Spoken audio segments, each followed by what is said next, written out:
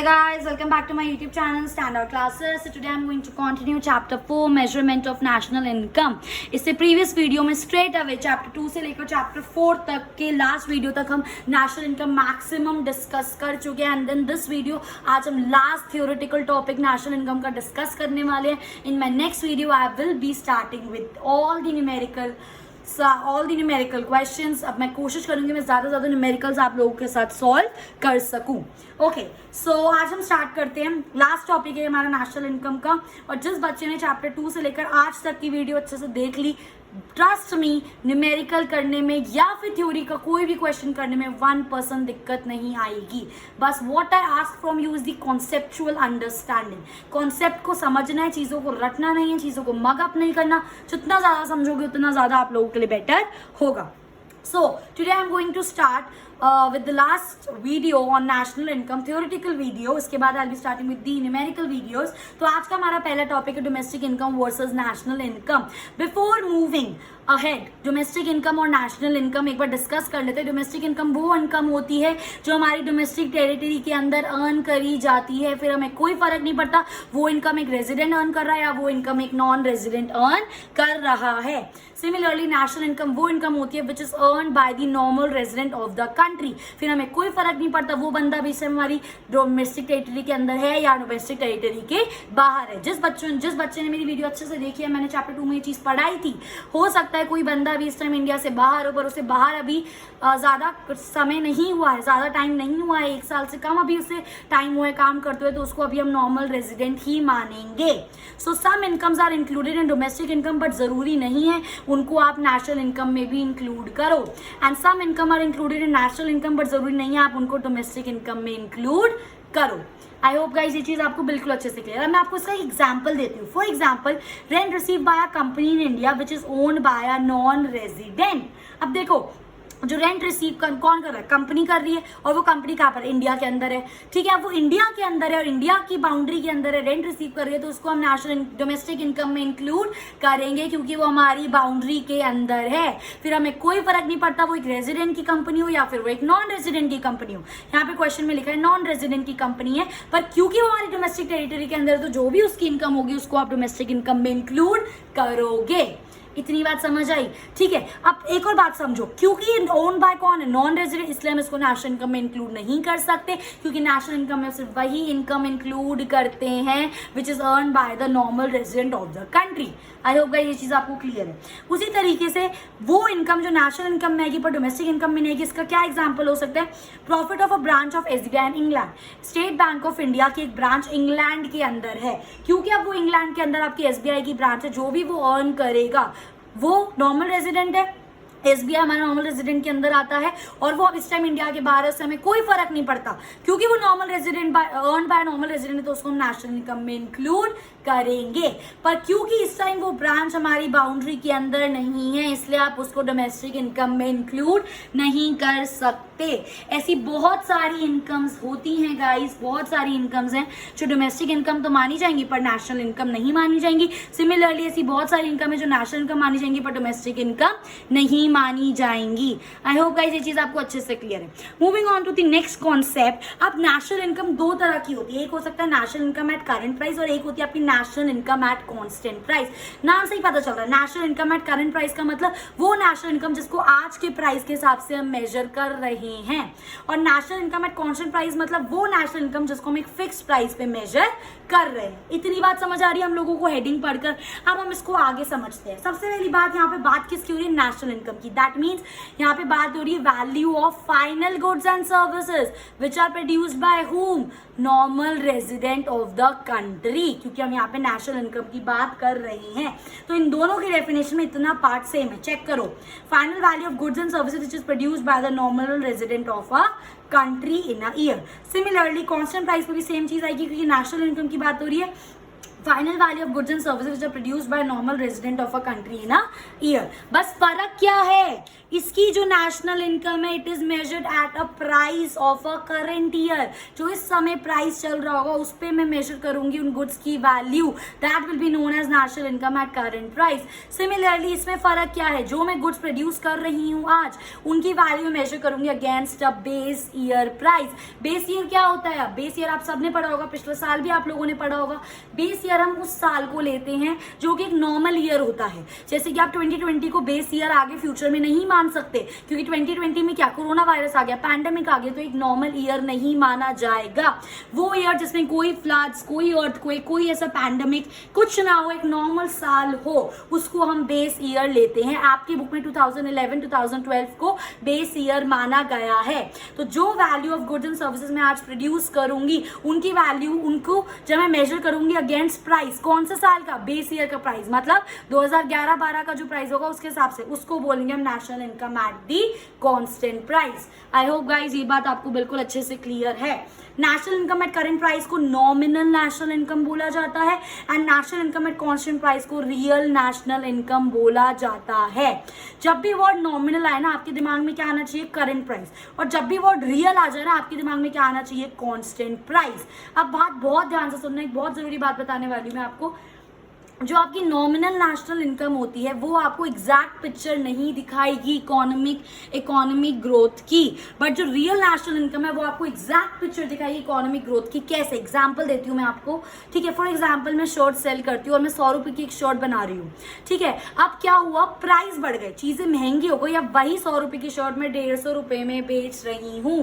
बात को समझना, 100 रुपए की शर्ट 150 रुपए में बेच रही हूँ। अब ये जो 50 रुपए का चेंज आया है, 50 रुपए का इंक्रीज आया है, इससे लोग क्या दिखा देते हैं कि इकोनॉमी ग्रो कर रही है, पर क्या एक्चुअली में इकोनॉमी ग्रो कर रही है? इकोनॉमी ग्रो सिर्फ तब करती है when there is production of goods and services. इसके अंदर तो कोई प्रोडक्शन नहीं हो रहा है गुड्स एंड सर्विसेज का, इसके अंदर तो बस प्राइस बढ़ गया इसलिए आप दिखा रहे हो इकोनॉमी ग्रो कर रही है। तो ये एक बिल्कुल फॉल्स पिक्चर है।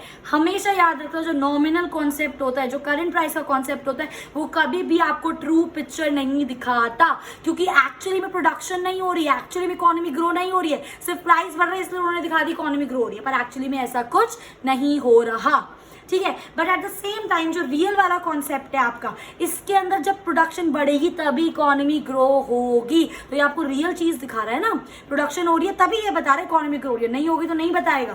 तो ये आपको एक रियल पिक्चर दिखाता है, नॉमिनल कॉन्सेप्ट आपको रियल पिक्चर नहीं दिखाता। आई होप गाइस ये चीज आपको बिल्कुल अच्छे से क्लियर है, इसलिए मैंने यहाँ पे लिखा है in this price and quantity both changes. इसके अंदर करंट प्राइस भी चेंज हो रहा है और करंट क्वांटिटी भी चेंज हो रही है, पर इस वाले कॉन्सेप्ट के अंदर सिर्फ प्राइस फिक्स रहता है, सिर्फ क्वांटिटी चेंज होती है। मतलब प्रोडक्शन बढ़ेगा तभी हम दिखा सकते हैं इकोनॉमी ग्रो कर रही है। इसलिए मैंने यहाँ पे लिखा है P1 into Q1, current price into current quantity, और P0 इंटू Q1, P0 मतलब previous price into current quantity. सिर्फ क्वांटिटी चेंज हुई, प्राइस सेम है, इसके अंदर दोनों चेंज हुए। आई मेरी बात समझ? तो ये कॉन्सेप्ट आपको बिल्कुल अच्छे से क्लियर होना चाहिए। अगर ये समझ आ गया, समझ लो आगे की वीडियो बिल्कुल आसानी से डन, ठीक है। नेक्स्ट कॉन्सेप्ट आता है conversion of national income at current price into constant price, कि अगर आपको नेशनल इनकम करंट प्राइस पर दे रखा है तो आप इसको कांस्टेंट प्राइस में कैसे कन्वर्ट करोगे? हम इसको कन्वर्ट करेंगे बाय यूजिंग प्राइस इंडेक्स। बात को समझो, फर्क क्या है दोनों में? सिर्फ प्राइस का तो फर्क है, इसके अंदर आप करंट प्राइस से मेजर कर रहे हो, इसमें आप प्रीवियस प्राइस से मेजर कर रहे हो। फर्क किस चीज का है? सिर्फ और सिर्फ प्राइस का ही फर्क है। तो अगर मैं प्राइस को एडजस्ट कर दूं तो मैं easily national income at current price को किस में कन्वर्ट कर सकती हूँ? National income at constant price में। और वो हम कैसे एडजस्ट करेंगे? Using price index. अब प्राइस इंडेक्स एक्चुअली में होता क्या है? Price index is an index number which shows change in price level between two different time period, जैसे 2011-12 और 2018-19, इन दोनों सालों में प्राइस में कितना चेंज आया। अब चेंज वो बढ़ भी सकता है, चेंज वो कम भी हो सकता है। उस चेंज को बताने के लिए दो टाइम पीरियड के प्राइस चेंज को क्या कौन बताता है? हमें प्राइस इंडेक्स बताता है। तो अब आता है आपका फॉर्मूला कि कैसे आप national income at constant price को कन्वर्ट कर सकते हो national income at current price को कन्वर्ट कर सकते हो national income at constant price में। अगर ये फॉर्मूला समझ लिया ना, डबल स्टार बना लो, तो समझो आगे वाले फॉर्मूला सब हो गए, कुछ करने की जरूरत नहीं है, ठीक है। ध्यान से देखेंगे, national income at constant price निकालने के लिए, जिसको मैं रियल नेशनल इनकम भी बोल सकती हूँ, क्या फॉर्मूला है? National income at current price divide करेंगे किससे? करंट प्राइस इंडेक्स से, और इंटू कर देंगे 100। आई मेरी बात समझ? So national income at constant price निकालना है तो क्या करोगे, national income at current price upon current price index into 100। बस ये फॉर्मूला याद कर लो, बाकी सब हो जाएगा, मेरी जिम्मेदारी है करानी। ठीक है, अभी आगे डिस्कस करते हैं कैसे। उसके बाद एक और कॉन्सेप्ट पहले डिस्कस कर लेते हैं, GDP, that is gross domestic product. दो तरह की आपकी जीडीपी होती है, एक होती है आपकी नॉमिनल जीडीपी और एक होती है आपकी रियल जीडीपी। अब देखो वर्ड आ गया नॉमिनल और वर्ड आ गया रियल। नॉमिनल का मतलब जब आप जीडीपी को मेजर कर रहे हो एट दी करंट प्राइस, और रियल का मतलब जब आप जीडीपी को मेजर कर रहे हो at the base price, base year का price.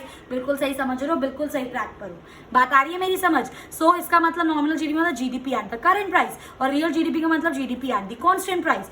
When GDP of the given year is estimated on the current price, basis of current price, उसको बोलते हैं हम nominal GDP. And when GDP of the given year is estimated on the base year price is known as real GDP.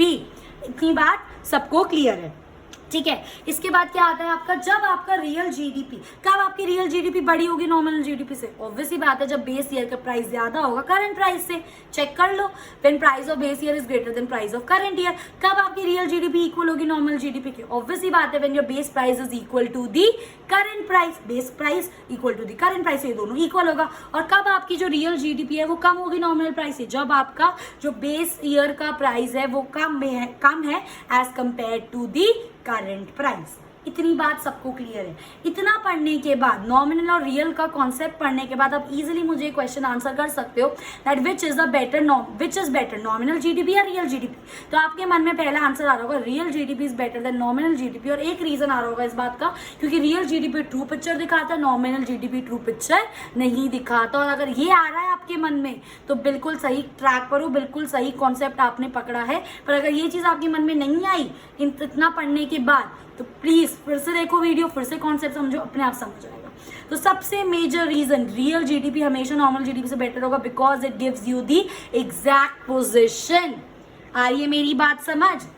Also it facilitate the periodic comparison. अगर आपको real GDP, real मतलब चाहे real national income हो चाहे real GDP हो, कुछ आपको दे रखा है तो आप दो पीरियड्स के इजीली 2 ईयर के जीडीपीज, 2 पीरियड के जीडीपीज को कंपेयर कर सकते हो। सेम तरीके से आप, अगर आपको रियल कॉन्सेप्ट दे रखा है तो आप इंटरनेशनल कंपैरिजन भी पॉसिबल है, जो कि नॉमिनल जीडीपी के साथ पॉसिबल नहीं है। आई होप गाइस ये चीज आपको क्लियर है। अब आते हैं हमारे नेक्स्ट कॉन्सेप्ट की, कैसे आपको determination of nominal and real GDP कैसे निकालना है। चेक करो formula, real GDP is equal to nominal GDP upon price index into 100। मैं चाहती तो मैं बोल देती बच्चों ये लर्न कर लो, ये लर्न कर लो, पर मैंने आपको क्या बोला था कि अगर आपने ये वाला फॉर्मूला कर लिया तो सब हो गया। अब समझो कैसे हो गया। यहाँ पे हम क्या निकाल रहे थे, national income at constant price. ये क्या था, रियल नेशनल इनकम थी। रियल नेशनल इनकम में इसको ऐसे लिख सकते हो, ध्यान से देखना, रियल एनवाई मतलब national income is equal to national income at current price. क्या होता है आपका nominal national income upon current price index, CPI लिख दूं अभी के लिए, current price index into 100। Check करो फॉर्मूला सेम है नहीं है, बस नेशनल इनकम की जगह क्या आ गया, जीडीपी। तो जब आपको रियल जीडीपी निकालना है तो आप क्या करोगे, नॉमिनल जीडीपी को किससे डिवाइड करोगे, प्राइस इंडेक्स से, और इनटू किसके कर दोगे, 100। सेम फॉर्मूला है बिल्कुल, बस ये नेशनल इनकम के टर्म्स में फॉर्मूला है और ये जीडीपी के टर्म्स में फॉर्मूला है। इसी फॉर्मूला से आप क्या निकाल सकते हो, आप नॉमिनल जीडीपी भी निकाल सकते हो।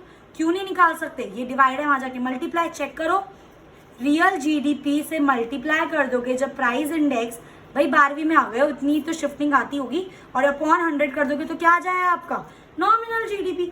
इसी फॉर्मूला से ये बन गया, और इसी फॉर्मूला से आप कुछ भी निकाल सकते हो इसके अंदर। आप चाहो तो इसके अंदर प्राइस इंडेक्स भी निकाल सकते हो। प्राइस इंडेक्स कैसे निकालोगे, आपका जो नॉमिनल जीडीपी है वो नीचे आ जाएगा, अभी बताती हूँ, ठीक है। इतनी बात समझ है, ये फॉर्मूला से ही और इससे कैसे निकल गया, बहुत सिंपल है, सबको ये चीज समझ आ गई। Moving on to GDP deflator. GDP deflator is price index only.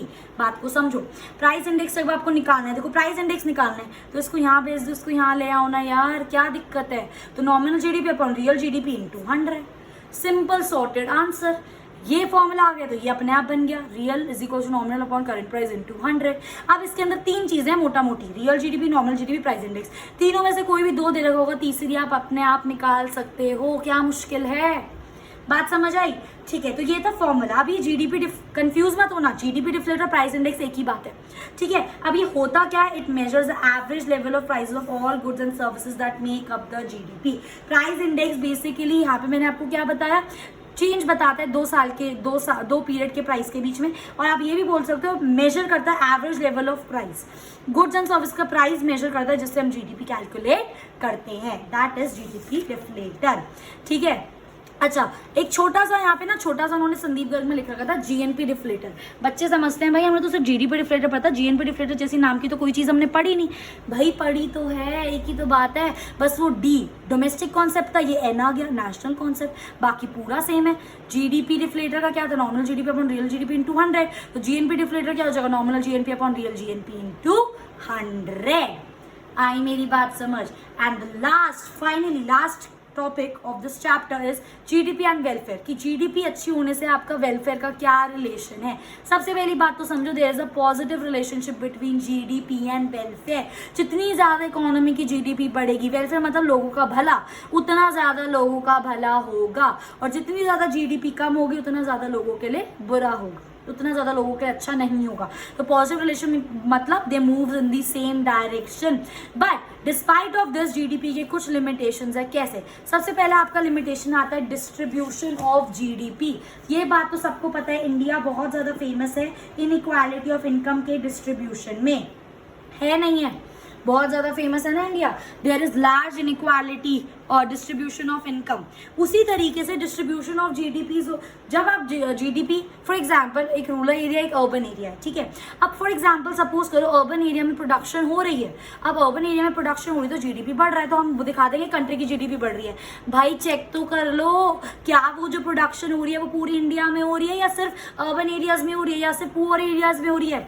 कायदे से टोटल जीडीपी तब आपकी बढ़नी चाहिए when there is production equal development all over the country. But सिर्फ आप एक सेक्टर में डेवलपमेंट करे जा रहे हो उसके बेस पे आप दिखा रहे हो जीडीपी बढ़े जा रही है, क्या फायदा है? तो this is the biggest disadvantage, that is distribution of GDP. जब भी distribution of GDP always leads to distribution of inequality of income, which is again a very which creates a very negative impact. Next आता है आपका rate of population growth.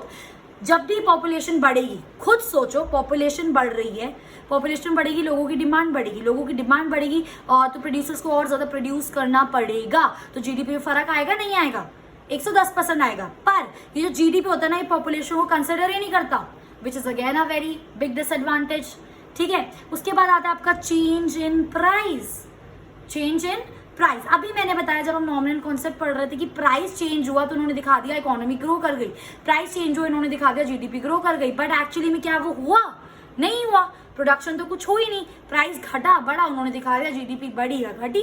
तो विच is again a very big disadvantage, क्योंकि ये आपको एक false picture दिखा रहा है, तो ये इसके लिए क्या माना जाएगा? इसकी लिमिटेशन। ठीक है, इसके बाद आता है नॉन मॉनेटरी एक्सचेंज। ऐसी बहुत सारी चीजें जिनको हम पैसों में नहीं मेजर कर सकते, जैसे कि एक हाउसवाइफ, आपकी मम्मा पूरा दिन घर में काम करती है, क्या उनको कोई सैलरी मिलती है? एक डॉक्टर अपने खुद के बेटे को ट्रीट करता है, क्या वो पैसे लेता है? एक टीचर अपने खुद के बच्चे को पढ़ाती है, क्या वो पैसे लेती है? तो ऐसी बहुत सारी सर्विसेज होती हैं जिनको आप पैसों के टर्म्स में मेजर नहीं कर सकते। हमने पढ़ा था जब मैं आपको पढ़ा रही थी क्या पढ़ा रहे थे हम? Self services for self consumption. Service और सेल्फ कंजम्पशन को नेशनल इनकम में इंक्लूड क्यों नहीं करते थे? क्योंकि उनकी वैल्यू मार्केट प्राइस के हिसाब से नहीं निकाल सकते, तो उन सब चीजों को भी जीडीपी कंसिडर नहीं करता। भाई क्यों नहीं कर रहा? वो भी तो सर्विसेज है। आपकी मम्मा पूरा दिन घर में काम कर रही है, वो सर्विसेज नहीं है? एक टीचर अपने बच्चे को पढ़ा रहा है, वो सर्विसेज नहीं है? एक डॉक्टर अपने बेटे का ट्रीटमेंट कर रहा है, वो सर्विसेज नहीं है? बट अगेन क्योंकि उनको मॉनेटरी टर्म्स में आप नहीं निकाल सकते, तो जीडीपी उनको इंक्लूड ही नहीं करता, विच is again a very big disadvantage. And last point is externalities. अब कुछ एक्सटर्नल फैक्टर्स जो इफेक्ट कर रहे हैं चीजों को। अब एक्सटर्नलिटीज का पॉजिटिव इंपैक्ट भी हो सकता है, नेगेटिव इंपैक्ट भी हो सकता है। फॉर एग्जाम्पल एक फैक्ट्री है, इन्वायरमेंट पोल्यूशन वो बहुत ज्यादा कर रही है। आपने मुझसे नहीं पढ़ा, बट ये चीज आपने सुनी होगी क्लास 11th की बिजनेस में हम लोगों ने पढ़ा था कि एक बिजनेस के 2 मोटिव होते हैं, एक तो प्रॉफिट अर्न करना होता है, दूसरा होता है सोसाइटी का ध्यान रखना। अगर वो चीज नहीं वो कर रहा तो वो बिजनेस लॉन्ग रन में सर्वाइव नहीं कर सकता।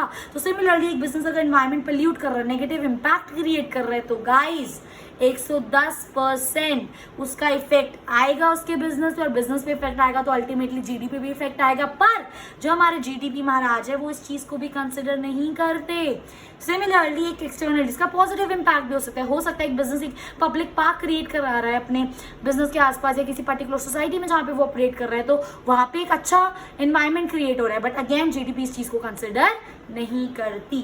तो ना पॉपुलेशन को कंसिडर करा, ना चेंज इन प्राइस को कंसिडर करा, ना नॉन मॉनेटरी एक्सचेंजेस को कंसिडर करा, ना एक्सटर्नलिटीज को कंसिडर करा। तो क्या भाई क्या कैसे दिखा रहे हो आप लोगों का वेलफेयर हो रहा है? बात समझ आ रही है मेरी? सो ये था आपका पूरा थ्योरेटिकल पार्ट कॉन्सेप्ट जो मैंने आपके साथ अभी डिस्कस करा।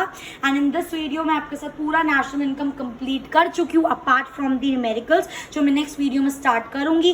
गाइज अगेन मैं बोल रही हूँ नेक्स्ट वीडियो से जो मैं स्टार्ट करूंगी मैं मैक्सिमम क्वेश्चन आपके साथ सॉल्व करूंगी, but it is not possible for me to solve each and every question through internet through videos. So अगर आप चाहते हो कोई स्पेशल क्वेश्चन, कोई भी स्पेशल आपको डाउट हो, एनी क्वेश्चन कमेंट करके मुझे बताना। I definitely make a video on that and again I will see you in my next video. If you like my video please like करो, share करो अपने friends के साथ and subscribe standard classes if I've not done it yet. I will see you in my next video with numericals of national income and trust me chapter 2 से लेकर ये जो मेरी latest video अभी आपने देखी है, अगर इतना समझ आ गया ना, एक इतनी 1% दिक्कत नहीं होगी आपको numerical attempt करने में, मेरी गारंटी है ये। So we'll see you in my next video. Till then happy learning.